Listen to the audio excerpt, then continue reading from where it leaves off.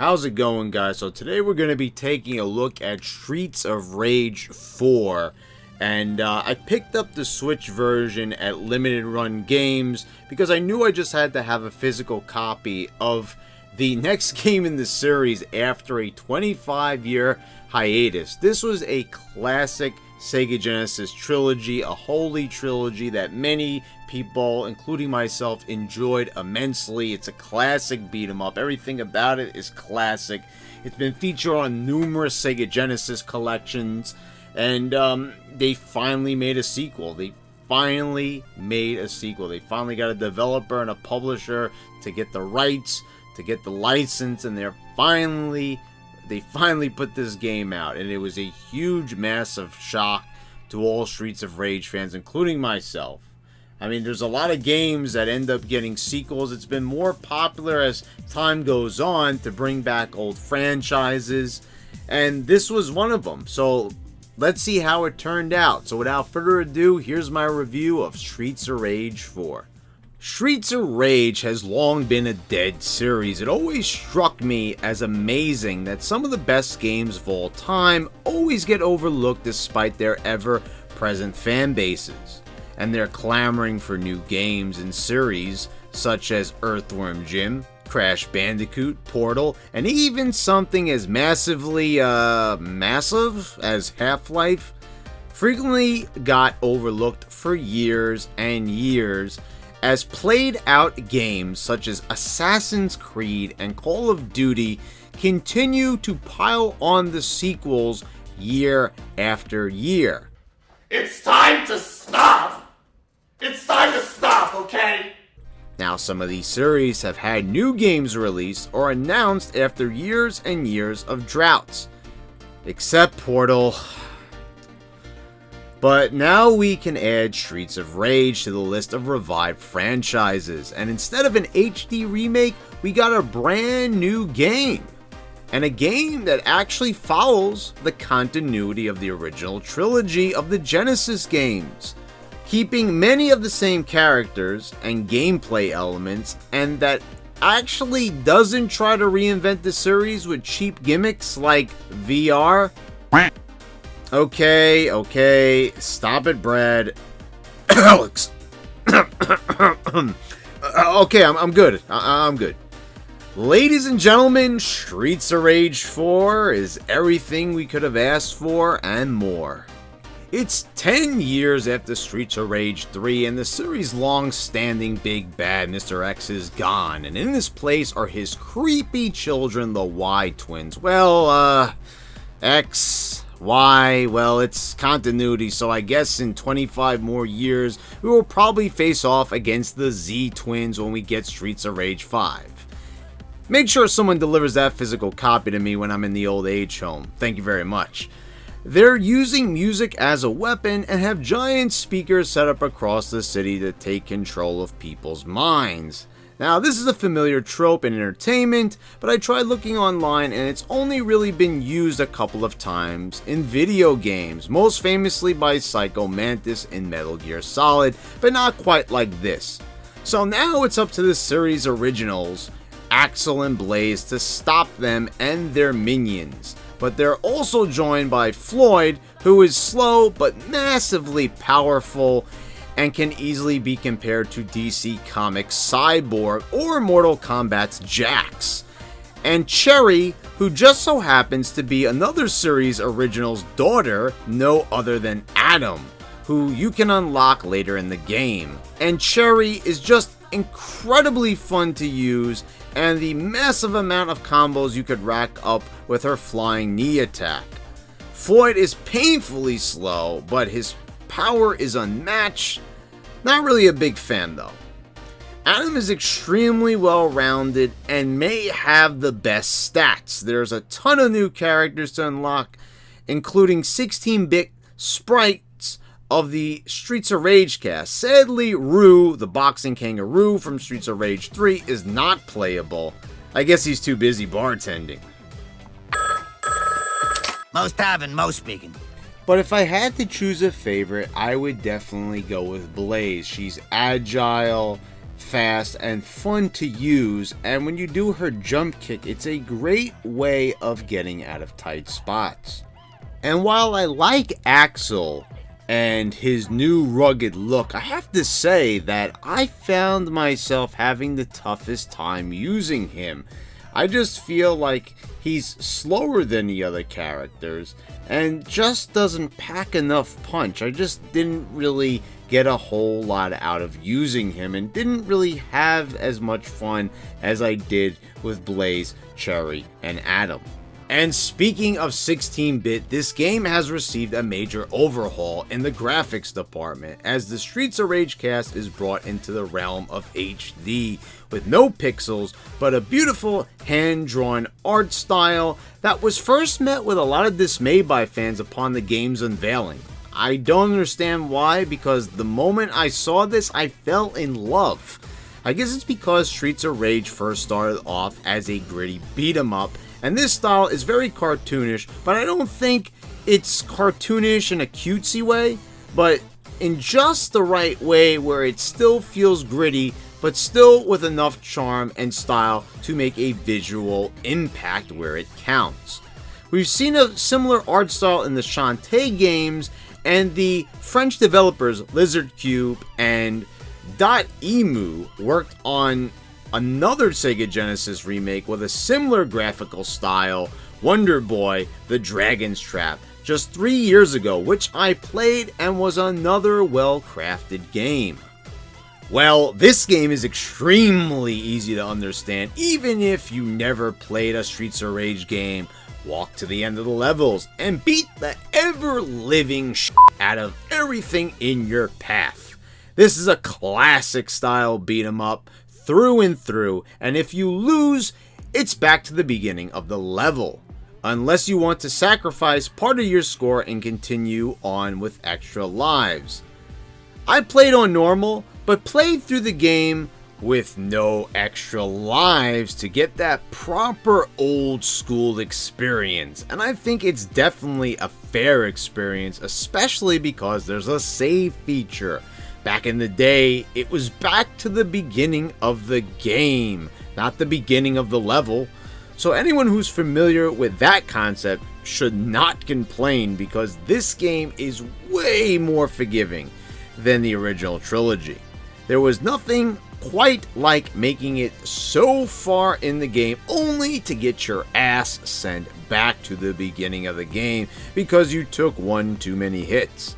Having to bite your lip as you had to trudge through every single level to make it back to where you were. Trust me, I played Streets of Rage 2 to whet my appetite for this game, and if those games had any flaw whatsoever, that was it. I'm grateful for this save feature, and the challenges that lay ahead are made way more fun by removing that archaic design feature. There's a new combo system, which is really fun to use to rack up big scores and see how long you can keep it going without it breaking due to an enemy hit. Special moves still cost you health, but you get a chance to earn it back by scoring some hits on enemies, but that health stays gone if you get hit before you can do so.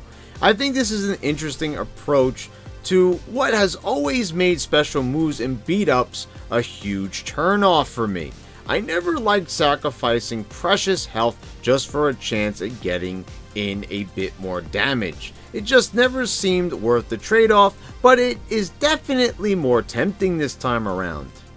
You can also pull off these awesomely animated star moves, but you will be penalized for using these moves as you will not get the added score bonus for not using them. These are good to use if you're surrounded by enemies and desperately need out. Also, there's plenty of weapons to go around, and it's still just as much fun as ever whacking fools upside the head with a lead pipe. And there's a plethora of new weapons such as the taser and the Naginata spear. This is one of the few games where after I finished the game, I actually replayed levels to better my score and increase my rankings to unlock new characters. And this is just a tremendous way of adding replay value. Also, it was this way that I got acquainted with Cherry, who I realized was such a fun character to use because I was so obsessed with playing with the series originals, Axel, Blaze, and Adam, that I completely neglected the new characters.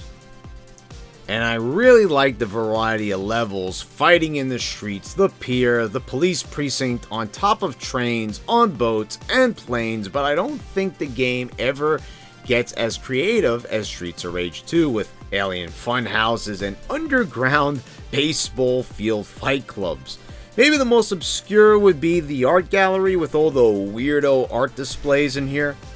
There's just nothing really too out there, but I'm okay with that because the Alien Funhouse just felt a little out of place, to be quite honest, and I know a lot of people agree with that sentiment. I would have liked to see the environment be a bit more interactive though, like throwing people through walls or downstairs would have been cool, and you could do some cool things like kicking people through the gaps in this boardwalk and knocking people around with this wrecking ball. But not all the stages get these sort of gimmicks, and it would have really made the series feel even more advanced with this entry. It's a missed opportunity, really. This could have added so many new possibilities to make the combat more varied, interesting, and fun. However, the wide tower stage makes good use of the elevator, where you really want to be careful and avoid breaking the glass on either side of the elevator, because if you do, and you take a hit, you can suffer knockback and fly right out of the building, losing a ton of health. But it is fun jump kicking enemies right off the platform as well. In terms of the bosses, Streets of Rage has always brought us some of the most over-the-top boss characters, but I don't think the bosses are as over-the-top as previous entries. The funkiest it gets is with DJ Kawashi here, who is the master of ceremonies for the musical brainwashing that is due to commence. Plus, there are many of the thugs from the previous games returning, such as the Signals and Donovan. Come to think of it, are these guys clones? Because they're basically just enemy types with all the same names. Yes, there's color swaps, but come to think of it, we beat up at least 100 Donovans, or at least 100 people who are named Donovan that just happen to look alike, or is it just a really big family tree?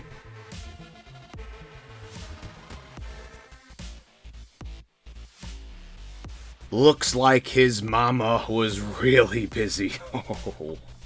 Anyway, my favorite boss has got to be Estelle, who is your nemesis at first, but ends up teaming up with you at the end. She's a really cool character with a great design, and it's a real shame she's not a playable character in the game.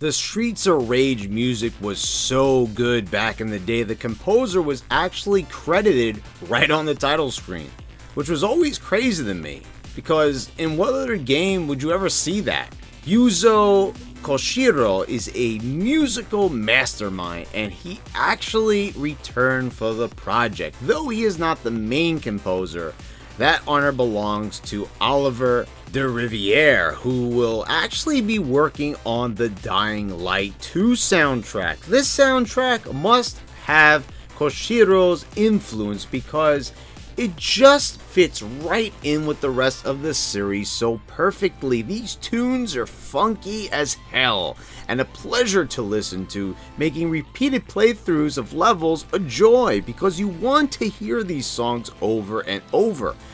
It's mostly dance oriented, but there's some metalish tunes here too, like Estelle's boss theme.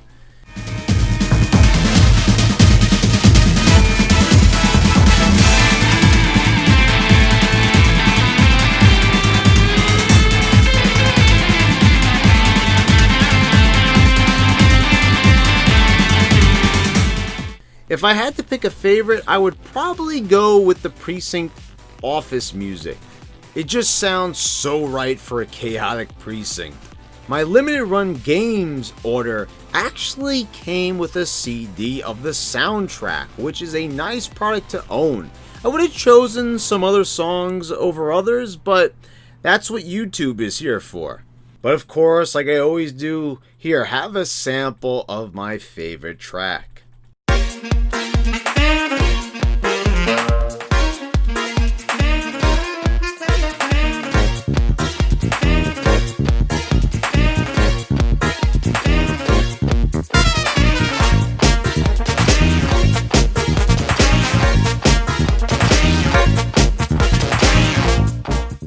I think Streets of Rage fans and beat 'em up fans will really enjoy this game. I know I did. It's not long at all, only 13 stages in all, but there's plenty of replay value here. It pays a lot of respect to the classic games and still feels just as fun, and the combo system is a step up. But I would have liked a bit more expansiveness, as I mentioned before, with the environments. But it's a fine game as it is, and I guess you could say we should be grateful we got this game to begin with. This truly has been a long wait, and while we waited, we definitely got some better games along the way, but the sense of nostalgia mixed with the really solid gameplay, gorgeous graphics, and scorching soundtrack make it a wait worthy of 25 years when you really think about it. It gets a lot of things right, and that's what counts. A definite recommendation. Wow, it really makes you think, huh? Like Streets of Rage 4, it took 25 years for us to get a sequel to the original trilogy. That is amazing. It's amazing that the game was released. You know, those are the games that really perplex me and really fascinate me. As I mentioned, like Earthworm Jim before, we found out that game is going to get a sequel too. It's going to be for the Intellivision of Miko of all things, you know, because Tommy Tallarico now owns Intellivision. So of course, you know, him being the music composer for the games, it kind of makes a bit sense that it would kind of end up there. You know, it's kind of poetic in a way. And I think that's actually going to be the next game that I'm going to look at. You know, I think that game, I think the Earthworm Jim games, both 1 and 2, possibly even 3D, deserve retrospective videos, in-depth look at those games. And, you know, we'll talk about them, we'll discuss them. And I think it's a good follow-up, you know, because Earthworm Jim is mostly known for his Sega Genesis appearances. I mean, those games were mostly popular on the Sega Genesis, and since we talked about Streets of Rage here, I think it would make for a good follow-up. I mean, maybe I might throw in something before that, you know, maybe another little review or something if the mood strikes me, but I think that's the direction that we're going to go in. But guys, let me know, what are some other older games that have never gotten sequels that you like? You know, you could think of games maybe like Rystar or something like that. You know, a great game, like a classic game, or maybe not even like a classic game, quote unquote, that you think deserves a sequel, a prequel, or some sort of follow-up in video game form. I would love to know. Let me know down in the comments. But anyway, guys, please subscribe if you haven't already. Click the bell so you get all the notifications when I post all my new videos. I want to give a shout out to all my patrons. You guys are amazing. Thank you for your continued support, and I'll see everyone next time.